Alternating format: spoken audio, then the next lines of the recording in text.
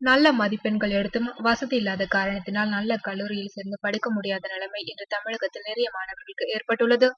இந்த நிலைமையை உணர்ந்த சில நடிகர்கள் சொந்தமாக அறக்கட்டளை தொடங்கி அவர்களின் படிப்புக்கு பல்வேறு உதவிகளை செய்து வருகின்றனர். சூர்யா, ராகவா லாரன்ஸ் உள்ளிட்ட சில நடிகர்கள் நலிவடைந்த மாணவர்களின் கல்விக்கு உதவி செய்து வருகின்றனர். அந்த வரிசையில் நடிகர் விஷால் தற்போது வெளிவந்துள்ள +2 தேர்வு முடிவுகளில் நல்ல மதிப்பெண்கள் எடுத்தும் பணமில்லாத சூழ்நிலையில் நல்ல கல்லூரியில் சேர முடியாத மாணவ மாணவிகளுக்கு பண உதவி செய்து அவர்களின் படிப்பிற்கு உதவி செய்ய முன்வந்துள்ளார். விஷால் தனது அம்மா பெயரில் தொடங்கியுள்ள தேவி அறக்கட்டளை மூலமாக இந்த உதவியை செய்ய உள்ளார்.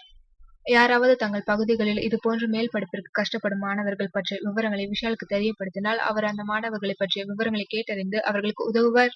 விஷால் தற்போது மதுரவாயல் அரசு மேல்நிலைப் பள்ளியில் படித்து நல்ல மதிப்பெண்களை பெற்ற 16 மாணவ மாணவிகளின் படிப்புக்கு உதவி செய்ய முன்வந்துள்ளார் என்பது குறிப்பிடத்தக்கது.